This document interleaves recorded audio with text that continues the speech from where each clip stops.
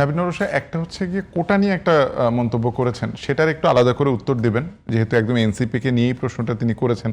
আমার মনে হয় যে ওটা আপনার দিক থেকে একটু ক্লারিফিকেশন থাকা ভালো। আমার প্রশ্ন যেটা, বিরোধী দল আমার মনে হয় যে এখনকার যারা আছেন 11 দলীয় জোটের সংসদে বিরোধী দল, তারা একটা ফ্যাসাদে আছে। কিরকম ফ্যাসাদে? যে যদি তারা আন্দোলনে যায় বা একটু কড়া কড়া কথা বলে, তখন আসলে এক ধরনের চাপ তৈরি হয় যে এত তাড়াতাড়ি আসলে অস্থিরতা বা জুলাই ঐক্যে ফাটল। আবার এর চুপচাপ থাকলে বা সরকারের একটু প্রশংসা করলে অনেকেই জাতীয় পার্টির সঙ্গে গুলিয়ে ফেলে যে কুসুম কুসুম বিরোধী দল।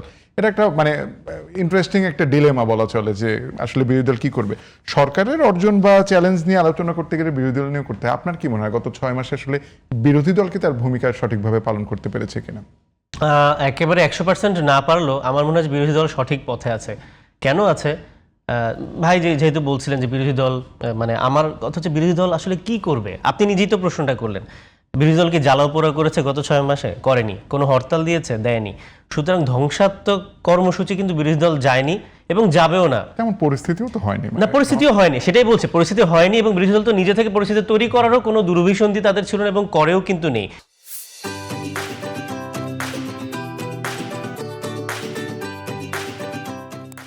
এই জন্য বলছি যে বিরোধী দল যতটুকু করছে, বিরোধী দল তো প্রশ্ন করবে। কড়া ভাষায় প্রশ্ন করাকে যদি আপনারা বলেন যে না এটা বিরোধী দল মানে সময় দিচ্ছে না, অতিরিক্ত করে ফেলছে, তাহলে আর রাজনীতি করার কি দরকার? তাহলে একটা দলই থাকুক। সুতরাং এই মানে এটা আমি একদম মানে শক্ত ভাষায় প্রতিবাদ করতে চাই যে বিরোধী দল যতটুকু করছে এতটুকু আসলে না করলেই না। এবং আমার মনে হয় যে বিরোধী দল সঠিক কাজই করছে। হ্যাঁ, সরকারকে কি বলছে যে জনগণের প্রত্যাশা আপনারা পূরণ করতে না পারলে আপনারা 5 বছর পূরণ করতে পারবেন না, টার্ম পূরণ করতে পারবে। তো সত্যি কথাই, জনগণের প্রত্যাশা না করলেও কি আমাকে বিএনপিকে ব্ল্যাঙ্ক চেক দিয়ে রাখতে হবে? বিএনপি ব্যর্থ হলে ফ্যাসিবাদ ফেরত আসবে, তা আমরা তো সেই আবার বিকল্প ন্যায়ের তত্ত্বে ফিরে যাচ্ছি যে বিএনপি আছে, এখন বিএনপিকে থাকতে হবে। এরকম তো কোনো কথা হতে পারে না। বিএনপি ব্যর্থ হলে বিরোধী দল ক্ষমতায় যাবে, জনগণ বিরোধী দলকে ক্ষমতায় নেবে। সেটা জনগণ চুজ করবে যে বিকল্প কে।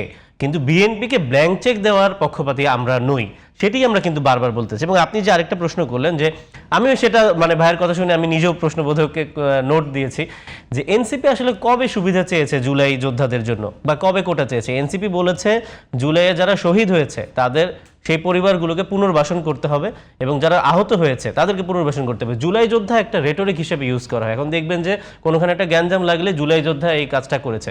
জুলাই যোদ্ধাতে আমরা সবাই, আপনি রাজপথে নামেননি, ভাই নামেনি, আমি নামিনি, আমরা সবাই তো জুলাই যোদ্ধা। তা আমার কি কোনো জুলাই যোদ্ধা সার্টিফিকেট আছে? আমি তো একদম সম্মুখ সারিতেই কিন্তু কাজ করেছি। সেইভাবে আমার এনসিপিতে আসা। আমি আগে কখনো রাজনীতি করিনি, আমি তো কোনো সার্টিফিকেটের জন্য কোনো অফিসে যাইনি যে আমার জুলাই যোদ্ধা সার্টিফিকেট লাগবে। সুতরাং জুলাইয়ের আহত যোদ্ধা তারাই কিন্তু শুধুমাত্র জুলাই যোদ্ধা হিসেবে তাদেরকে মানে গেজেটেড, রাইট। কিন্তু যখনই একটা ঝামেলা হয় তখন তাদেরকে একটা মানে নিউজেও দেওয়া হয় বা ফেসবুকে লেখা হয় যে জুলাই যোদ্ধা এই করেছে, জুলাই যোদ্ধা সেখানে মব তৈরি করেছে। এভাবে তো আসলে আমরাও কখনো বলিনি, এনসিপি দায়িত্বশীল জায়গা থেকে এটা কখনো বলেনি। জুলাই যোদ্ধাদের জন্য আলাদা কোটা আমরা কখনো চাইনি। যার যার পারিবারিক অবস্থা অনুযায়ী যতটুকু না করলি না অতটুকু পুনর্বাসন আমরা চেয়েছি, কারণ তারা তো দেশের জন্য জীবন দিয়েছে, তারা দেশের জন্য অঙ্গহানি হয়েছে তাদের, অতটুকুই আমরা চেয়েছি। এর অযৌক্তিক কিছু আমরা কখনো জুলাই যোদ্ধাদের জন্য চাইনি।